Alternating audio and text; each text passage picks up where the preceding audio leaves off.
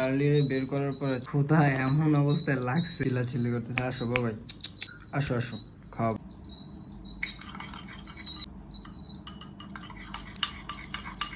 এত বেশি পরিমাণে ক্ষুধা লাগছে তো আমার হাত কামড়াইতে। চার্লি কাম, মাশাআল্লাহ, বিসমিল্লাহির রহমানির রহিম। হ্যাঁ আস্তে, এত পাগল হইছে না। কাম, মাশাআল্লাহ।